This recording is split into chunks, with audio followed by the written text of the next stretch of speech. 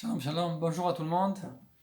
Nous sommes le 8 Av du mois de Av, avant le jour Tisha B'Av, 5786, 2026, quelques heures avant le jeûne de Tisha B'Av, que là on fait ce jeûne commencer parce que les deux temples ils ont été détruits, c'est la même date. Il y a beaucoup de choses qui se sont passées dans l'histoire. Malheureusement, cette date, 1958 années sont déjà passées depuis la destruction. Maintenant, je veux de transmettre ce qu'un des grands tzadikim de notre génération, qui s'appelle Tzadik Nistar, il a écrit un livre. Hier, il a été publié ce livre. Il dit que ce livre, c'est la porte de la Géoula. Oui? C'est basé dans le Chavetz Chaim. Parce que tout le monde en sait que le Beth Amidash, il a détruit, le deuxième Beth Amidash, il a été détruit à cause de l'aine gratuite, on appelle Sinat Chinam, l'aine sans raison. Le Chavetz Chaim, qu'il a vécu plus que ça fait 100 ans, tout le monde sait qu'il a écrit un livre spécial sur ce sujet spécialement. C'est une grande nouveauté parce que personne n'avait écrit un livre. Personne n'a eu l'idée de créer un livre sur ça. Hachem lui a illuminé, il a écrit un livre sur toutes les lois de qu'est-ce qu'on peut dire par la bouche, qu'est-ce qu'on ne peut pas dire sortir par la bouche. Et il a écrit un livre de Moussar, Shmirat HaLashon. Et ce grand sadique, il a écrit un petit livre, en se basant sur le Chavetz Chaim. Je veux lire ce qu'il a écrit directement. Nous avons eu le grand mérite de voir dans notre génération la prise de conscience concernant la vigilance du langage, Shmirat HaLashon. C'est se développer, c'est se renforcer dans tous les secteurs du public. Aussi bien en Israël que dans tout le monde entier. Cependant, le mauvais penchant, le Yetzer Hara, il connaît très bien les pertes et les gains de ce qui se joue ici. C'est pourquoi il investit le meilleur de ses forces, de ses pensées, de ses ruses pour faire trébucher presque n'importe qui, presque chaque jour et à tout moment de la journée. Comme ça, il écrit. Que ce soit en parlant de la Shonara, ou en les écoutant, ou en les acceptant. Il nous dit quiconque ne croit pas que telle est la réalité est invité à le vérifier minutieusement pendant une journée entière qu'il observe de près ce que sort de sa bouche et ce qui entre par ses oreilles, et il découvrira à quel point on trébuche à répétition dans toutes les sortes de situations. Maintenant, il nous amène ce qui est écrit le Gaon de Géonim, le grand sage, le saint de saint Kodesh HaKodashim, notre maître, le Gaon de Vilna. Avant de lire ce qu'il amène, il amène ce que le Gaon de Vilna a écrit dans sa célèbre lettre connue par le Igelet Agra, la lettre du Gaon. C'est quoi cette lettre? D'abord, on doit savoir de quoi il s'agit. Le Gaon de Vilna, qu'il est né 1720 plus ou moins. La grandeur du Gaon de Vilna, même qu'il a vécu ça ne fait pas tellement de temps, oui. Il est mort à 1700, plus presque le 1800.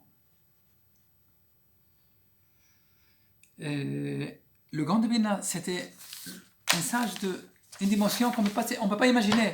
À 3 ans, il connaissait par cœur toute la Bible. À l'âge de 6 ans, il a donné un discours au Beth Knesset. Le grand rabbin, c'était un gadol de la ville, il était tellement choqué que ce garçon, il a dit c'est une lumière pour le monde entier, pour un Israël.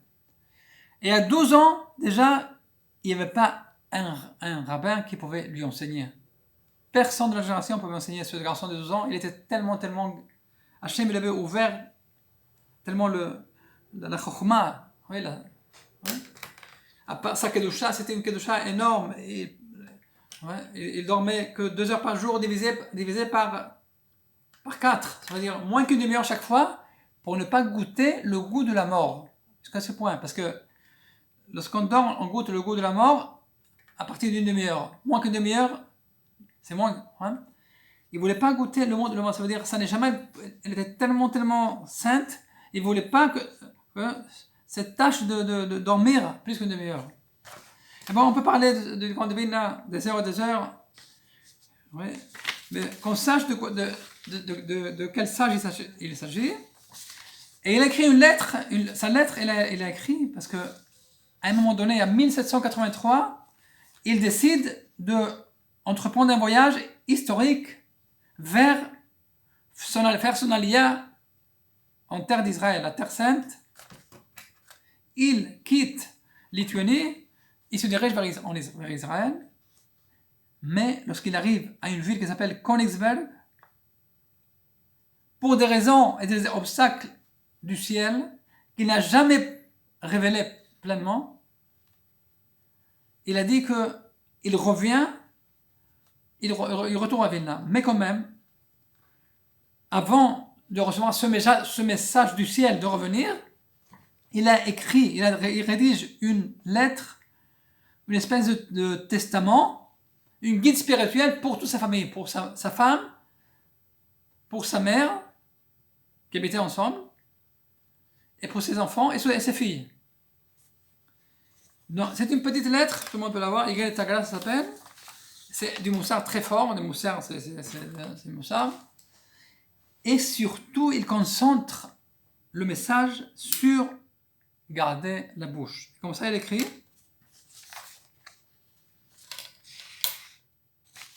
C'est pas tellement agréable, mais bon, je vais pas lire tout ce qu'il écrit parce que bon, maintenant c'est pas le. Mais il écrit comme ça. Et tout sera traduit en justice pour chaque parole. Et pas la moindre expression ne sera perdue. Il faut écouter ces mots. Car le péché de la langue surpasse tous les autres. Comme l'ont dit nos sages. Où ils ont dit ça, nos sages? On connaît, tout le monde en connaît, qu'il y a des mitzvot, il y a des choses que l'on fait dans ce monde. Et le capital, on le reçoit dans le monde futur, mais ça s'appelle les fruits, oui, on jouit dans ce monde. C'est quoi par exemple? Le respect du père et de la mère, les actes de Montaigne, notre chassadim, faire établir la paix entre deux personnes, entre le mari et la femme. Oui, il y a une série de mitzvot qui sont exprimées dans ma sechet PA. Et après, le titre de la Torah équivaut à elle toute. Ça veut dire, le sachar, ça veut dire le paiement, c'est dans le monde à venir, le capital, mais les fruits, ça veut dire comme les intérêts, on les reçoit même dans ce monde. Il y a des mitzvot qu'on ne reçoit pas dans ce monde, oui. Mais c'est le respect de la père et de la mère, le chesed, les actes de bonté, faire la paix entre l'homme et la femme, ou entre deux hommes, entre deux femmes. Oui. Les titres de la Torah, tout ça, c'est on reçoit des fruits dans ce monde. Ça, c'est un côté de la monnaie, comme on dit. De l'autre côté, il y a l'autre côté que c'est marqué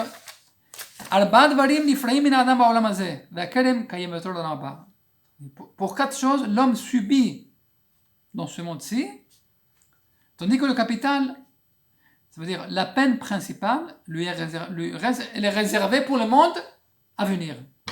L'idolâtrie, les unions interdites, oui, les relations interdites, le meurtre. C'est quoi la quatrième? On a dit maintenant les 3 fautes les plus graves pour lesquelles il faut se faire tuer. Avant de faire ça, il faut se faire tuer. L'idolâtrie, il faut se faire tuer. L'union avec une union interdite, il faut se faire tuer aussi. Le meurtre, de tuer quelqu'un, il faut se faire tuer avant. C'est les 3 mitzvot pour lesquelles Yehadek va yavor. Mais il y a une quatrième, qu'il ne faut pas se faire tuer, c'est vrai, mais il dit, elle équivaut à toutes ces fautes réunies. C'est laquelle? La mauvaise langue. La shonara keneged kulam. La shonara keneged kulam. La shonara équivaut à toutes ces fautes qu'on a dit. Le grand Divina, il cite cette Mishnah de nos sages, et c'est pour ça, comme ça, il avertit sa famille, sa femme, sa mère, ses enfants, ses garçons, ses fils, ses filles, tout le monde. C'est ça qu'il écrit dans cette lettre. Et il leur dit comme ça.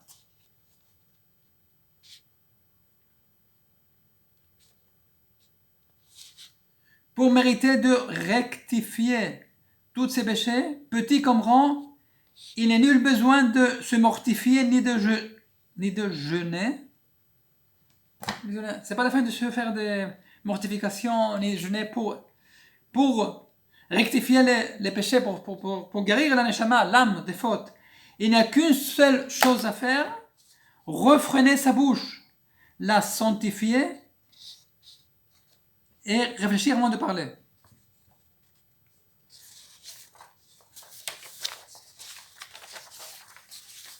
Il nous dit comme ça.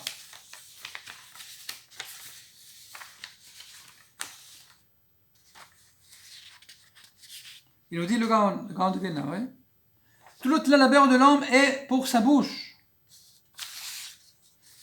C'est pour cela, jusqu'au jour de sa mort, l'homme doit se discipliner. Pas par de jeûnes et mortifications, en refrénant sa bouche. C'est cela la véritable repentance, la tchouva, est le fruit de tout le monde à venir. Bien supérieur à toutes les jeûnes et sacrifices physiques, c'est le mot de Grand Vilna, Julie. Par cela, tous ses fautes lui seront pardonnés et il sera sauvé des profondeurs de l'abîme. Le pilier fondamental pour mériter le monde à venir réside dans le soin apporté à sa bouche, ce qui surpasse toute la Torah et les bonnes actions. Car la bouche est Kodesh Kodashim, le saint des saints. Avec ça, on peut déjà finir. Je crois que c'est suffisant, oui. C'est lui qui connaît toute la Torah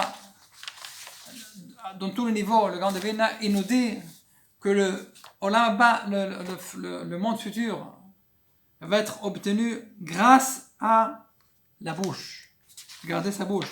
Donc chacun, c'est sûr que chacun, pas tout le monde a la même il y a des gens qui c'est plus facile pour eux, des gens qui sont plus difficiles pour eux, mais chacun qui se contrôle au moins 1 heure par jour, oui, il dédie à ne pas parler du lashon hara, du mal de personne, il aura un sahad extraordinaire. Le Grand Vilna dit chaque moment que la personne elle ferme sa bouche de parler du lashon hara, il reçoit un sahad que sa récompense on ne peut pas s'imaginer. Oui. Donc, c'est pas pour tomber dans le désespoir ni rien du tout. Au contraire, si on prend plus de conscience, ça sera beaucoup plus facile. C'est pas une question de se battre contre soi-même. Ça doit être tellement clair, la prise de conscience tellement rentrée dans nous que on n'aura plus l'instinct de parler de la Lashon Hara. Comme quelqu'un qui a, par exemple, prenons l'exemple, il y a des choses qu'on fait pas. On ne doit pas se battre, par exemple. Il y a des choses. Bon, c'est plus facile. Disons, par exemple, à Kippour, le jour de Kippour, jeûner à Kippour, personne n'a une bataille. C'est prendre du café le matin, ne pas le prendre. Oui? Parce que c'est pas une bataille. Je prends le café, je prends le café. Non, tout le monde sait que Yom Kippour, on jeûne. Celui qui se sent bien. Oui? Il n'a pas une dispute contre soi-même s'il prend le café ou non. Pourquoi? C'est déjà rentré dans lui. La même chose, si on étudie le Chavetz Chaim, le livre qui parle de ce sujet, oui, et on l'introduit à l'intérieur, ça va être chaque fois plus facile. C'est qu'on arrive à presque pas avoir le nisayon, même le nisayon de parler. Donc, bon, j'espère que, c'est sûr que ça, c'est très très propice pour le Tisha B'Av, parce que ça c'est la racine, ça c'est le shoresh de la destruction du temple, et si on arrive à nous améliorer dans ce trou, on approxime la Géoula et on fait que c'est sûr que ça protège tout Am Israël et tout le monde aussi. Merci beaucoup. Toda Rabba.